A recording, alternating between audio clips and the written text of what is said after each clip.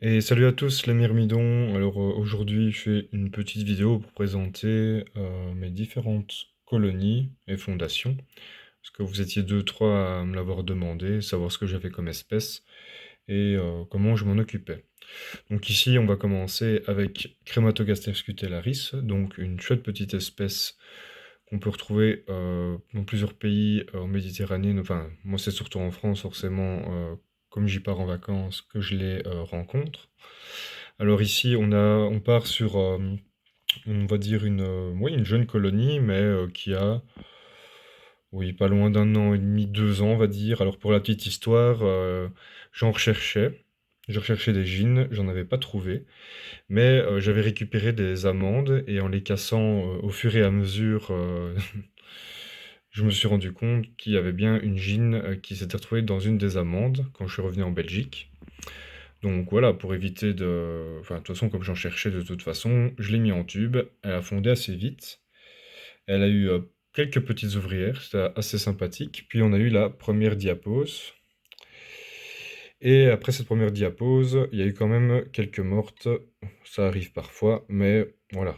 Rien pour arrêter Crématogaster qui, je le rappelle, est une espèce qui se développe à une vitesse folle.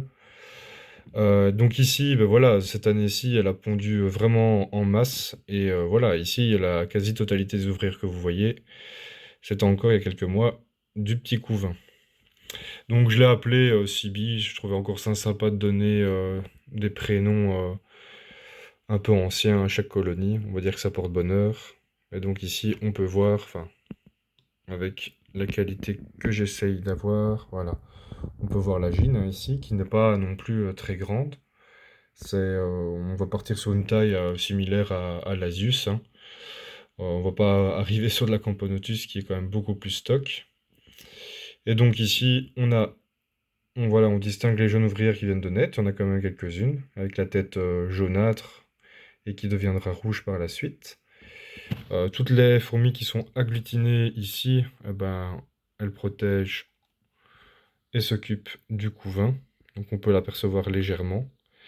Mais vraiment, hein, il y a quelques mois, le couvain se trouvait là, la chambre était remplie, mais remplie de couvain. C'était tout blanc. On avait l'impression qu'il avait neigé dans le nid. Et donc voilà, elle fait sa petite vie, donc ça demande forcément un apport important de protéines. Ça se développe assez vite, comme je vous l'ai dit. Et ici, ben voilà, j'ai mis un petit abreuvoir. Ne vous étonnez pas s'il y a de l'essuie-tout. Je ne sais pas ce qu'elles m'ont fait. Elles se sont amusées, je ne sais pas, à chipoter à l'abreuvoir, ce qui fait qu'il coulait. Donc ça peut arriver, en plus de la gravité. Voilà, rien de grave. À ce moment-là, on met un morceau de douate ou un peu d'essuie-tout. Et ça passe très bien. J'ai plus de fuite par la suite, donc c'est que ça devait être ça. Alors ici, elles sont très actives, hein. Je viens d'ouvrir le couvercle, mais la raison principale, c'est qu'on est dans le contexte de la canicule, donc il fait 30,5 degrés. C'est complètement invivable, mais pour les fourmis, pour la plupart des espèces, c'est quelque chose qu'elles adorent, hein. Ça développe le couvain et ça augmente leur activité. Voilà, voilà, donc ici, je vais passer. Je n'ai pas grand-chose à dire de plus sur Crématogaster pour l'instant. Alors ici, on va passer à la fourmi qu'on voit le plus classiquement, une espèce française, italienne, espagnole. Alors c'est vrai qu'en France, il faut à certains endroits localisés pour la trouver, hein, mais c'est Messor barbarus. Donc Messor barbarus, ici ça va, elles sont à peu près toutes rentrées, mais quand j'avais ouvert le couvercle, elles étaient toutes sorties, y compris la gine. Et donc voilà, c'est une espèce qui s'est fort bien développée aussi. Elle se trouve dans un des petits spartiates. Donc ce sont les nids que je fais, que je produis. Et comme j'ai pas encore les aires de chasse, eh ben voilà, c'est une boîte en plastique pour l'instant, ça fait l'affaire, ça fait le travail, mais bon, c'est pas le plus esthétique et pas le plus pratique au niveau de l'agencement. Donc j'espère que ça arrivera vite aussi de mon côté. Je tiens à dire que quasi tout ce qui se trouvera dans les colonies, c'est du fait maison. Donc voilà, j'ai ma petite boutique en ligne, La Fourmi Spartiate, où je produis des nids 3D, du matériel d'élevage. Mais sinon, j'aime encore bien faire pour revenir à Crématogaster. Ça, c'est un nid en bois que j'avais fait. Ah bon, un peu d'indulgence, c'était vraiment la première fois. J'avais pas beaucoup d'expérience en nid en bois, j'avais vraiment fait à l'arrache pour le plaisir de le faire et de travailler le bois tout simplement. Ça leur convient, c'est leur principal. Mais j'en ai fait un beaucoup plus beau qui est énorme pour accueillir des vagus que je vous montrerai une prochaine fois. Donc ici, pour revenir à ça, voilà, ici, on voit la petite gamelle, bon, elles m'y ont mis des crasses, mine de rien, elles restent propres, elles me mettent tout dans la gamelle, mais au départ, c'était rempli de graines. Elles m'ont tout rentré. Il y a le petit abreuvoir, donc cet abreuvoir, ce n'est pas un des miens, je l'ai laissé un petit comme ça pour l'instant. J'ai rajouté un tube au cas où avec les fortes chaleurs, et on va dire que ça marche pas mal parce qu'elles vont, enfin, elles s'en occupent bien. Elles vont souvent aller chercher de l'eau. Je pense que ça les aide aussi pour faire leur pain de fourmis, donc voilà. Là, on a toutes les crasses que je vais devoir ramasser de nouveau. Alors ici, c'est le début, ça va encore, mais c'est vrai que quand elles seront vraiment beaucoup, ça va être un autre jeu pour retirer toutes les crasses. Donc ici, voilà, j'ai mis le couvercle pour laisser dans le noir, elles vont être stressées, elles vont sortir. Logique. Et donc ici, voilà, on a affolé tout le monde. Donc vous pouvez voir la réserve de graines. On peut voir ici, ouais, elles m'ont pas mal dégueulassé le nid. Je ne sais pas comment elles ont fait. À mon avis, c'est parce que j'ai laissé le nid dans une boîte et qu'elles ont eu accès aux interstices un peu partout. Et donc on peut voir ici que le couvain, il se porte à merveille, c'est énorme. J'avais du couvain de partout à tout stade. Ici, ben voilà, on voit des nymphes de nouveau qui vont arriver. On a des larves. Les œufs, je les vois pas très bien d'ici, je ne sais, il y en a sûrement. Et voilà, la Madame Lagine ici qui se porte bien. Alors, je vais pas encore donner de nom. C'est vrai que j'ai pas réfléchi, mais donc si vous avez une idée de nom à me proposer, allez-y. Je suis passionné d'histoire, donc si vous avez un nom en lien avec une époque de l'histoire que vous adorez, c'est avec grand plaisir. Et à ce moment-là, dans une prochaine vidéo, je vous dirai le nom que j'aurais choisi. Pour le mélange de graines, ben voilà, on est parti sur plusieurs graines différentes. Souvent, on commence comme ça parce que on sait, en fonction des fondations et des colonies de Messor, certaines aimeront plus certains types de graines que d'autres. Donc ici, j'avais vraiment mis pas mal de choses, du tournesol, des graines de chia, ça a quand même souvent du succès, hein. Puis du lin, etc. Mais voilà, je ne saurais pas vous donner la liste complète, je l'ai plus en tête. Et voilà, donc ici, voilà, de nouveau, vous voyez, ça s'est remis un peu au calme à l'intérieur, alors qu'à l'extérieur, ben, ça défile de partout. On a eu les premiers majors, alors ça, je suis très content. Parce que voilà, quand on a les premiers soldats, c'est toujours un petit événement dans une colonie. Après, à voir si on aura des majors qui seront plus gros, ce sont les premiers. À voir si dans les générations qui vont suivre, ce sera beaucoup plus gros. Vous l'avez remarqué aussi, il manque une vis. Oui, je m'en suis rendu compte après l'avoir mis. Et comme j'aime pas trop les embêter, je me dis, il sera encore temps de la rajouter plus tard. Allez, on va les laisser tranquilles. Hop, on va remettre le cache s'il n'y a pas de fourmis. Voilà.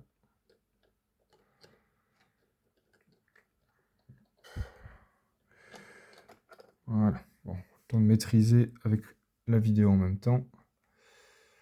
Voilà, c'est bon. Donc on va même carrément remettre le couvercle pour les laisser dans un coin tranquillement.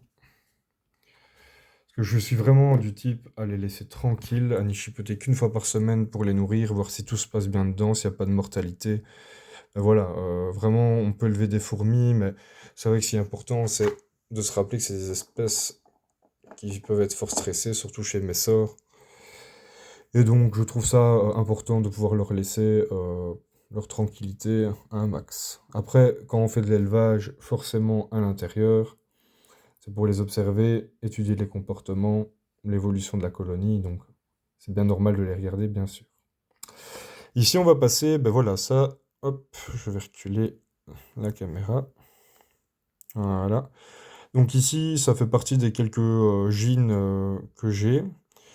Alors, pour la petite histoire, il y a plusieurs Camponotus creantatus aussi que j'avais récupérés.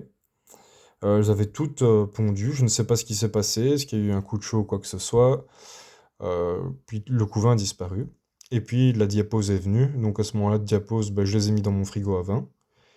Je les ai récupérées ensuite à la sortie de diapose, elles ont toutes commencé à pondre. Et voilà, aujourd'hui, on a déjà une Camponotus crantatus avec une ouvrière, une deuxième ici, et avec un max de couvain. Donc je suis rassuré, c'est lancé. Il y a d'autres fondations qui ne devraient pas tarder à arriver. Et puis j'avais celle-ci aussi qui était dans le lot. Faudra que je revérifie, mais je me demande si je n'avais, c'était pas une Camponotus sylvaticus, elle aussi qui avait pondu, mangé son couvain, puis repondu, puis mangé son couvain. Je me disais mince, voilà, ça, c'était mal parti. Et au final, quand on regarde, eh ben, on a deux belles ouvrières, deux autres cocons qui vont arriver, et elle a déjà repondu. Donc c'est parti. Celle-là, je pense que je vais la garder pour moi, parce que voilà, j'en avais jamais élevé de la Sylvaticus, si c'est bien ce que c'est. Et voilà, j'aimerais tenter l'expérience pour le coup. Parce que je n'ai pas tout élevé, bien sûr, euh, en, en élevage, hein. Moi, j'avais vraiment repris intensément il y a un an, parce qu'avec les études, etc., c'était un peu compliqué de suivre ça à distance. Et donc ici, on a aussi une Camponotus bellacruentatus de nouveau avec du couvain. Donc elle m'a répondu, c'est un petit miracle, parce que elle, j'y croyais pas vraiment. Alors voilà, moi, si une gine ne pond pas, c'est pas pour autant que je vais la mettre au congèle ou quoi que ce soit. Je vous laisse faire sa petite vie jusqu'à ce que, bah voilà, soit elle décède ou soit miracle, comme ici, et un petit œuf. Et donc, on verra ce que ça donnera. Là, j'ai une Messor aussi. Bon, cette Messor-là, je la garde de côté en attendant, parce que elle m'a fait deux trois larves bizarres. Et donc, j'avais pas trop confiance. Je la laisse au calme aussi pour l'instant. On va voir ce que ça donne. Toutes les Camponotus fluentatus qui ont déjà des ouvrières ou du couvain sont disponibles aussi sur la boutique. Sachez que j'ai dans mon éthique de travail et à ce moment-là, bah, pour vous proposer des espèces, jamais je ne vous mettrai une espèce si j'ai pas une certitude qu'elle se développe bien. Bien sûr, toujours des accidents qui peuvent arriver. Des fois, ben voilà, moi je n'ai plus la maîtrise à partir du moment où les gens élèvent les fourmis chez eux, s'ils n'élèvent pas dans de bonnes conditions, ou si certains prennent des espèces trop compliquées euh, alors qu'ils sont débutants, ça peut arriver aussi. C'est pour ça que moi, de nouveau, je vous conseille aussi, je ne suis pas là pour absolument faire de la vente. Moi, il y a un petit nouveau qui arrive, il me dit, voilà, je voudrais Camponotus cruentatus. Je lui fais, écoute, pour commencer, c'est toujours mieux, même pas mes sœurs, d'avoir des Lasius, c'est que c'est beaucoup plus les erreurs de débutants. Et ensuite, on peut voir. Ou alors, tu prends une cruentatus, mais tu prends une autre espèce à côté, parce qu'avec le manque de patience, c'est la première cause de mortalité chez les fourmis pour les débutants. C'est l'impatience et aller regarder tout le temps, c'est stresser la fondation. Et au final, voilà. Après, on est déçu de l'expérience parce qu'elles sont décédées. Donc voilà, voilà. Ici, ben voilà. Ici, j'avais une petite formica. Alors, j'ai essayé de l'identifier. Hop. Pour moi, c'est une formica lemani. Mais voilà. Malgré tout, je vais chercher dans la littérature, dans les bouquins scientifiques. On n'est jamais à l'abri d'une erreur. Celle-là, je la garde sur le côté aussi pour l'instant. Pourquoi? Parce qu'elle avait super bien explosé. Et puis, erreur de ma part, comme quoi ça arrive aussi chez les plus aguerris, le système d'humidification n'était pas correctement installé. Et donc, j'en ai eu deux, trois de décédés pour sécheresse. J'en ai une qui s'est noyée dans le... Pourtant, j'avais mis un coton qui s'est noyé dans un fond de miela. Donc ça m'a un peu embêté. Et donc, j'étais à deux ouvrières, une autre qui s'est sauvée, qui n'est jamais revenue.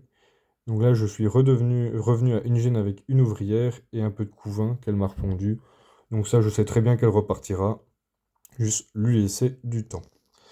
Voilà, voilà. Bah, ici, franchement, pas grand-chose à dire de plus pour l'instant. Voilà. Ici, en plus, les tubes venaient d'être changés. Elles avaient été renourries. Ça, c'est le plus embêtant, c'est de recharger tous les tubes, forcément, de les transférer. Il y en a certaines qui vont toutes seules, d'autres, c'est plus compliqué. Alors ici, on retombe sur justement, une Camponotus cruentatus aussi, mais ça, c'est pour mon élevage personnel, parce que j'adore cette espèce-là aussi. L'observer en nature, c'est vraiment...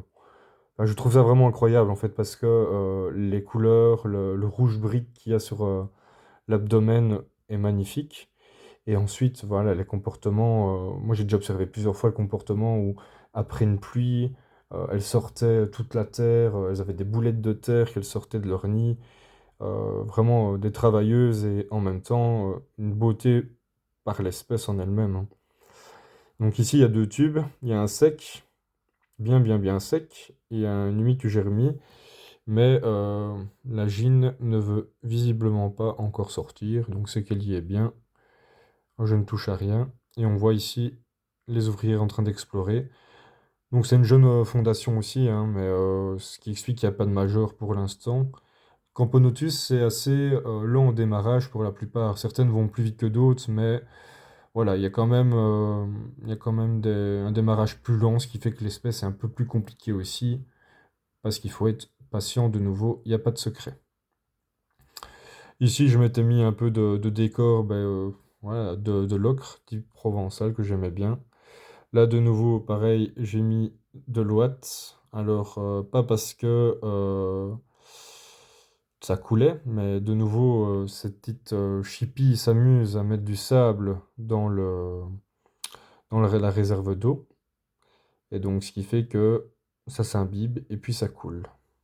Donc, il y a une partie qui est toute dure ici, parce elles ont mis du sable et ça a coulé, ça a débordé. Voilà, rien à dire de plus sur celle-ci. Là, on va passer, c'est une des plus grosses espèces, voire la plus grosse espèce européenne, c'est Camponotus liniperda. Alors, Camponotus liniperda, ça, je l'avais eu à l'époque quand j'avais décidé de recommencer. Je me dis, tiens, je me trouverais bien une espèce. Je suis allé à Insectopie. Insectopie qui est une super bourse à Charleroi et auquel j'ai participé pour la première fois ce 4 et 5 juillet. Donc vraiment, n'hésitez pas, c'est un événement génial qui réunit des passionnés d'insectes, de reptiles, d'arachnides, d'isopodes. Il y a vraiment de tout. Donc du décor aussi, du matériel terrariophilie, etc. Donc là, c'est vraiment ne pas hésiter à y aller. C'est une chouette expérience et ça a quand même pas mal évolué depuis plusieurs années. Donc ici, je vais essayer de vous faire un zoom correct. J'avais que quelques ouvrières et c'est vrai qu'avec la canicule, j'étais fort occupé à autre chose, fort occupé à survivre aux chaleurs et j'ai raté le boom et l'explosion de naissance parce qu'ici, j'ai eu un max de couvains. J'avais 4-5 ouvrières seulement. J'avais des minors, enfin ouais, des minors et une média, on va dire, un peu plus grande. Le major, c'est pas encore pour tout de suite, hein, mais voilà, la gine, elle est ici tapée dans le fond. On la voit avec encore un max de couvain en dessous, avec des larves. Et là, c'est une grosse mouche que je leur avais donnée. Il faut savoir que le tube était constitué à moitié d'imago, donc de cocon. Et voilà, ici, en un rien de temps, on va dire que la population de la fondation a doublé, voire triplé, hein, ce qui est assez agréable. J'aime aussi cette espèce par rapport à ses couleurs, par rapport à son agressivité, parce que mine de rien, au début c'est timide, mais ensuite ça s'impose pas mal. C'est pas une grosse fourmi pour rien. Voilà, voilà. Hop là. Donc c'est des fourmis qui se trouvent en altitude, hein. Donc c'est pas toujours simple pour moi d'en trouver. Je ne sais pas voyager partout non plus. Parce que j'essaye un maximum de ramasser les gîtes moi-même, de les stabiliser. Et donc voilà, savoir celles qui sont viables. On a certaines qui meurent après, c'est normal, hein, c'est la nature. Et on n'a pas de raison particulière. Et celles qui sont viables et qui se développent bien, bah après à ce moment-là, je me dis, je les propose aux gens. Ici, bon, je vais m'attarder dessus et pas trop en même temps parce que pour filmer c'est un peu compliqué. Mais ici, voilà, j'ai recommencé avec ça à l'ancienne, avec une fondation de Lasius SP noir. Donc je dis SP noir parce que je ne peux pas certifier que c'est de la niguère ou quoi que ce soit, hein. Donc j'ai pas étudié attentivement à la loupe. Mais après, bon, c'était vrai que je l'ai eu dans un spot où il y en avait pas mal, où c'était l'Asius niger, donc c'est possiblement le cas, hein. Ça, c'est une colonie maintenant qu'on peut dire qui a 2 ans et demi à peu près. Voilà, là je leur ai une aire de chasse, hein, mais c'est une aire de chasse que j'avais récupérée de l'époque. Parce que j'avais vraiment commencé la myrmécologie quand j'avais 15 ans. Et j'avais commencé avec, pas les plus faciles, mais je l'ai trouvé en nature, je peux me féliciter. C'était une myrmica. Myrmica qui n'est pas une espèce simple, et pourtant, elle s'était hyper bien développée. Mais voilà, quand on commence, on fait pas mal d'erreurs aussi. C'est pour ça qu'il faut jamais en tenir rigueur au nouveau, bien le répéter, sensibiliser. Après, ils écoutent, ils n'écoutent pas, c'est tant pis pour eux. Mais voilà, ici, le problème, c'est que j'avais fait ça dans un nid avec, c'est les petits packs qu'on trouvait tout fait scientifiques avec de la terre. Et il y en a beaucoup qui ont commencé comme ça. Puis bon, elle n'a pas survécu après, malheureusement. Mais je l'avais bien démarré, j'ai observé des comportements géniaux. Donc j'espère pouvoir en réélever parce que j'adore.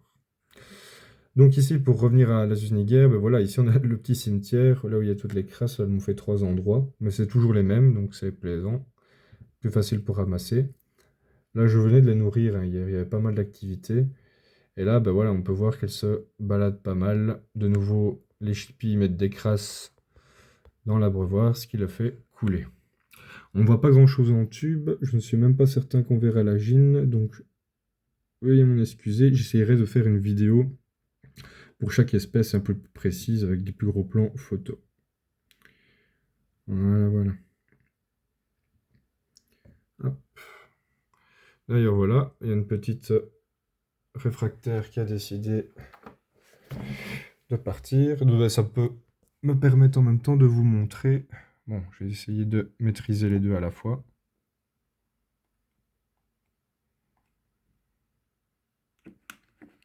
Ouais. À mon avis, je ferai ça après.